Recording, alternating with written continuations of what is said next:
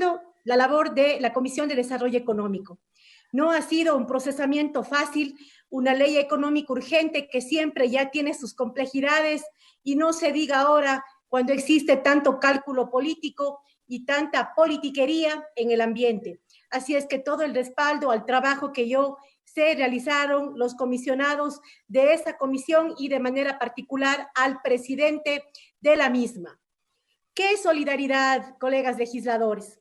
El otro día veía un reportaje por televisión donde un niño le había dado un poquito de tostado a los militares, a los policías que pasaban por ahí.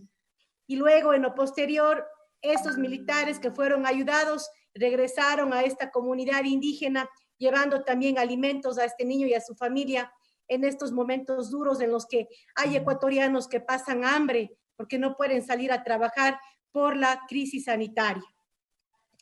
Esa es la solidaridad que le caracteriza al ecuatoriano y que quiero reconocer, colegas legisladores, en esta intervención.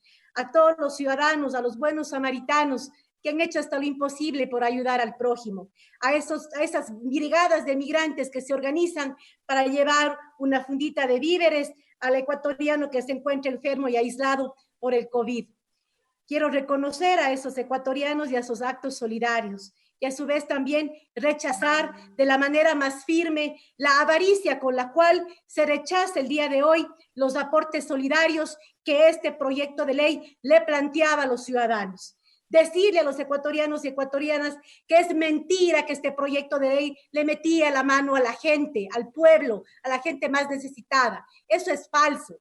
Este proyecto de ley establecía una contribución solidaria para aquellos empleados del nivel jerárquico superior, con salarios netos de más de $2.500. Las empresas que tenían utilidades de más de $2.5 millones, ellos iban a aportar.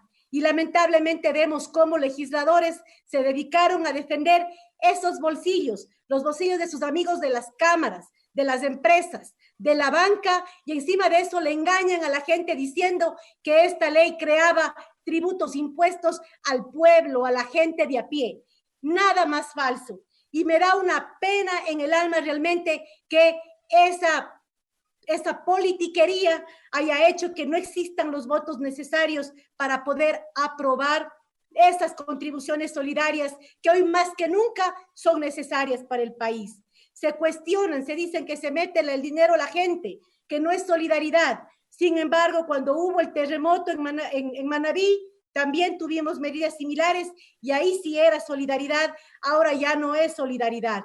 Esos dobles discursos son realmente los que dañan al país y lo que más duele es que no es en cualquier coyuntura, es en la situación, en una crisis, en una pandemia y en medio de una situación económica grave, probablemente la más grave que hayamos tenido en décadas en el país. He oído discursos también donde dicen no les cobremos la electricidad a los quintiles más bajos de la población. Son tan generosos con plata ajena. Cuando se trata del Estado, el Estado tiene que financiar todo y todo debe ser gratis. Pero cuando es con plata del Estado, pero a la par no queremos apoyar al Estado, rechazamos al Estado. Entonces, ¿cómo podemos salir adelante como país? Si todo queremos gratis y somos solidarios con la plata del Estado, pero eso sí, que no me toquen el bolsillo ni a mí ni a mi clan de amigos.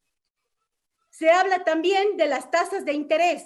Qué pena, colegas legisladores, que no hayan condiciones para mandarle a la Junta no solamente a revisar las tasas de interés, sino a rebajar las tasas de interés. No es posible, colegas legisladores, que todos los países de la región estén bajando las tasas de interés y aquí en el Ecuador se crea que la banca nuestra no puede ser tocada y que las tasas de interés tienen que seguir siendo las mismas antes de la crisis. Todo ha cambiado con la crisis. Lo que no puede cambiar, eso sí, es la tasa de interés de la banca. Es una vergüenza realmente, colegas legisladores, que no podamos hacer fuerza entre los sectores progresistas para legislar para una baja en la tasa de interés y asimismo legislar con firmeza a favor de la reprogramación de las deudas. Queridos colegas legisladores, no podemos poner artículos tibios en una de las necesidades más importantes de la población. Cientos, miles de ciudadanos tienen problemas ahora enfrentando sus deudas. si en esta ley nosotros no planteamos un artículo claro sobre reprogramación de deudas, pero una reprogramación real, sin costos de mora, sin pagos, cobros por pagos tardíos, y no solamente pues que le paguen después de 2, 3 meses, más facilidades que se le pueda cobrar al final de la deuda. Es decir, no podemos desaprovechar esta oportunidad para generar un real alivio a la clase trabajadora, a la clase media que tiene préstamos ya sea hipotecarios, de emprendimiento y que no puede pagar ahora, no porque no quiera, sino porque la situación económica no les permite.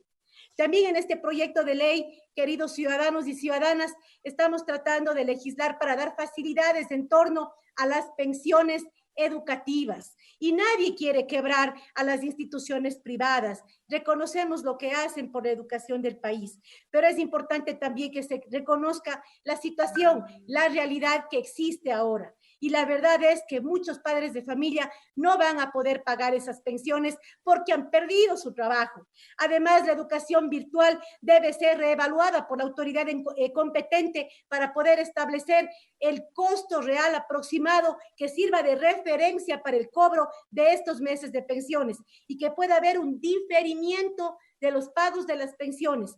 No queremos perjudicar la economía de las instituciones privadas, pero se debe reconocer la necesidad, la realidad de los padres de familia que no han podido pagar estas pensiones y que probablemente puedan diferirlas con facilidades, que se pague a lo mejor el 40% de lo adeudado y el 60% restante hasta en cuotas mensuales de 6 meses. Creo que es fundamental establecer esas facilidades porque sí tenemos que pensar en las instituciones educativas, por supuesto, pero también tenemos que pensar en la realidad que hoy enfrentan cientos de familias por la pérdida del trabajo. De igual manera, rescato que en este proyecto de ley se da facilidades para nuestros asegurados a la seguridad social. Qué bueno que se han acogido nuestros aportes y también hayan facilidades para los trabajadores de dependencia, para los trabajadores, para los asegurados de manera voluntaria, como cientos de migrantes, y también para nuestros asegurados del área rural o campesina. También un mensaje fraterno a nuestros trabajadores de la patria. Decirles que estamos haciendo todos los diálogos pertinentes para llegar a un consenso que nos permita equilibrar. Por supuesto que queremos dar facilidades para que las empresas mantengan las plazas de trabajo, pero es fundamental también que se llegue a consensos medios que nos permitan también garantizar los derechos de los trabajadores de la patria.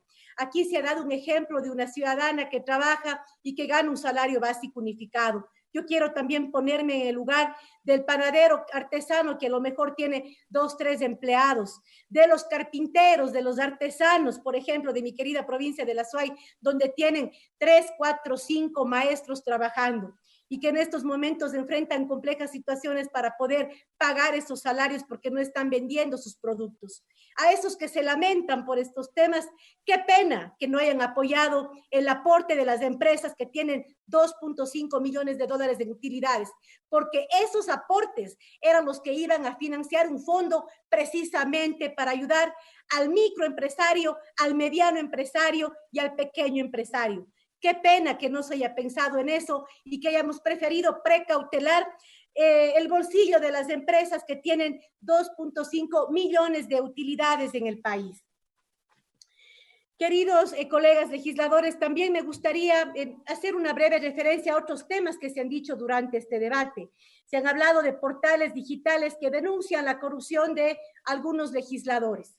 Realmente, cuando los mismos portales digitales denuncian casos de corrupción de algunos años, entonces esos medios, esos portales digitales tienen cero credibilidad.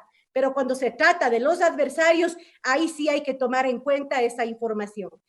Rechazamos de manera total la corrupción. Los que están en estos momentos cayendo en esos actos no tienen otro nombre que traidores de la patria. Y no hablamos solamente de los corruptos de ahora, también hablamos de los corruptos de los últimos años, traidores de la patria que se roban el dinero de los ecuatorianos para sus bolsillos. A los traidores de ahora y los de antes, todo el peso de la ley. Igual manera quisiera decirles que este proyecto de ley no es el proyecto de un gobierno, no es un proyecto de la bancada, es una respuesta de la Asamblea Nacional a una de las situaciones más graves en la historia de nuestro país. la Asamblea no le puede dar la espalda al pueblo ecuatoriano. Tenemos que llegar a esos consensos que nos permitan darle una ley con ciertos alivios a la ciudadanía. Insisto, me duele en el alma que se hayan caído los aportes solidarios, porque aquí los que tenemos la visión progresista sabemos que esos aportes venían de sectores que sí podían contribuir y que esos dólares eran sumamente necesarios para seguir costeando el sistema de salud, para seguir costeando la ayuda social de los ecuatorianos que menos tienen. Sin embargo, quisiera también pedirle a los ciudadanos, así como se ha pedido acá, que se identifiquen aquellos legisladores que van a votar no o por el archivo de esta ley. Que se identifique a esos legisladores que en este momento de la historia de la patria le dicen no al pueblo ecuatoriano. Que se identifiquen a los que defendieron el bolsillo de las empresas con 2.5 millones de utilidades y que se fueron en contra de los aportes, incluso en contra de su propia ideología, porque la redistribución de la riqueza es un elemento fundamental del progresismo en el Ecuador y en el mundo entero. Que se identifiquen aquellos que se preocuparon de la constitucionalidad, porque había un tributo que quería cobrarle por una sola vez un 2% a los bienes de sociedades registradas en paraísos fiscales, donde evaden impuestos. Que se identifique a esos legisladores que abogaron por esos ciudadanos, por su bolsillo. Queridos ciudadanos y ciudadanas, seguiremos aquí luchando, dialogando. El archivo no es una opción. Peor el Ministerio de la Ley, que se realicen los consensos necesarios para que la Asamblea Nacional cumpla con su rol histórico por la patria y por los ciudadanos y ciudadanas. Gracias, presidente. Esa fue la intervención de la asambleísta Jimena Peña, quien reconoció que no existen los votos para